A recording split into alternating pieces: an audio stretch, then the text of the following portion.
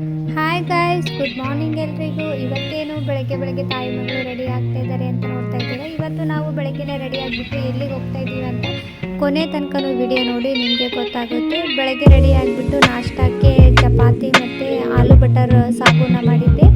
Ready ಆಗಿ ನಮ್ಮ ತಮ್ಮನೂ ಬಂದ. ಅಷ್ಟರೊಳಗೆ ನಾವು ರೆಡಿ ಆಗಿದ್ದಲ್ಲ ಅವನದು ಬೈಕಲ್ಲಿ ಹೊರಟ್ವಿ. ನಮ್ಮ ಹಸ್ಬೆಂಡು ಊರಲ್ಲಿಲ್ಲ, ಹಾಗಾಗಿ ನಮ್ಮ ತಮ್ಮ ಬೈಕ್ ಮೇಲೆ ಹೋಗ್ತಾ ಇದ್ವಿ. ಅವರು ಟ್ರಿಪ್ ಹೋಗಿದ್ದಾರೆ. ತಮ್ಮ ಮನೆಗೆ ರೀಚ್ ಆದ್ವಿ.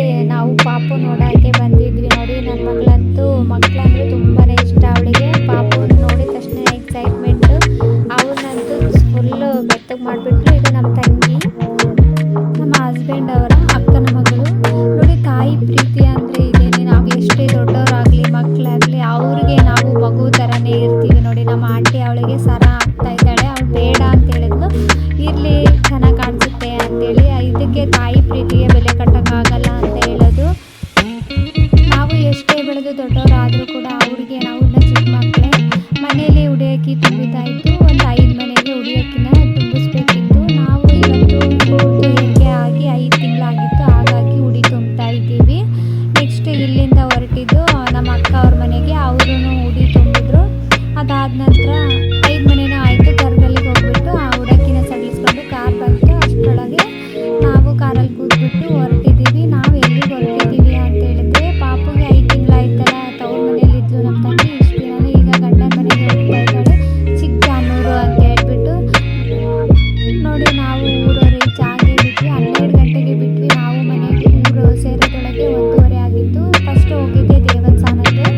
ಅಲ್ಲಿರೋ ಹೆಣ್ಣು ದೇವಸ್ಥಾನಕ್ಕೆ ಹೋಗಿದ್ವಿ ನಾವು, ಹೆಣ್ಣು ದೇವರ ಗುಡಿಗೆ. ಅವನು ನೋಡಿ ತುಂಬ ಎಕ್ಸೈಟ್ಮೆಂಟ್ ಆಗಿದ್ದಾನೆ. ಫಸ್ಟ್ ಟೈಮ್ ತಂದೆ ಮನೆಗೆ ಹೋಗ್ತಾ ಇದ್ದೀನಿ ಅಂತ ಹೇಳ್ಬಿಟ್ಟು. ಪೂಜಾರಿನೂ ಬಂದುಬಿಟ್ರು. ಬಂದಮೇಲೆ ದೇವ್ರಿಗೆ ದರ್ಶನ ಮಾಡಿಕೊಂಡು ಕಾಯಿ ಹೊಡೆಸ್ಕೊಂಡು ನೆಕ್ಸ್ಟ್ ನಾವು ರೀಚ್ ಆಗಿದ್ದು ಮನೆ ಹತ್ರಕ್ಕೆ ಹೋದ್ವಿ. ಇವನ್ ಖುಷಿನ ಹೇಳೋಕ್ಕೆ ತೀರ್ಥ. ಆದರೆ ಅವ್ರ ಅಜ್ಜಿ ಅಂದರೆ ನಮ್ಮ ಆಂಟಿ ಅವ್ರಿಗೆ ತುಂಬಾ ಬೇಜಾರಾಗಿತ್ತು. ಇಷ್ಟು ದಿನ ಅವನ ಜೊತೆ ಆಟ ಆಡಿದ್ದು ಎಲ್ಲನೂ ಬಿಟ್ಟು ಈಗ ಅವನ್ನ ಕಳಿಸ್ಕೊಡ್ಬೇಕಲ್ಲ ಅಂತ ಹೇಳ್ಬಿಟ್ಟು.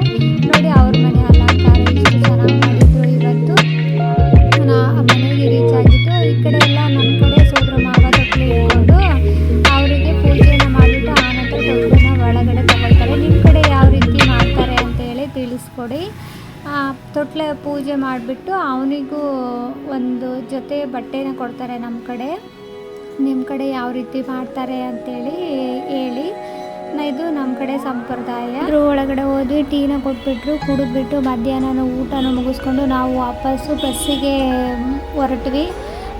5 ಗಂಟೆಗೆ ಕಂಪ್ಲಿಯಿಂದ ಡೈರೆಕ್ಟಾಗಿ ಬೊಮ್ಮನಹಳ್ಳಿಗೆ ಬಸ್ ಐತಿ ಅಂತ ಹೇಳಿದ್ಲು ನಮ್ಮ ತಂಗಿ. ಅದೇ ಬಸ್ ಸಿಕ್ತು ನಮಗೂ. ನಾವು ಮನೆಗೆ ಬರೋ ಅಷ್ಟೊತ್ತಿಗೆ ನೋಡಿ ಬಸ್ ಸ್ಟ್ಯಾಂಡ್ಗೆ 7:30ಗೆ ಬಂದ್ವಿ. ಅಲ್ಲಿಂದ ನನ್ನ ಮಗಳು ಪಾನಿಪುರಿ ತಿಂತೀನಿ ಅಂತ ಹೇಳಿದ್ರು. ತಿಂದ್ಬಿಟ್ಟು ನಡ್ಕೊಂಡು ಮನೆ ಕಡೆ ಹೊರಟ್ವಿ. ಇದು ಇವತ್ತಿನ ನಮ್ಮ ಬ್ಲಾಗ್ ಆಗಿತ್ತು. Thank you for watching guys. Subscribe ಮಾಡ್ಕೊಳ್ಳೋದು ಮರಿಬೇಡಿ.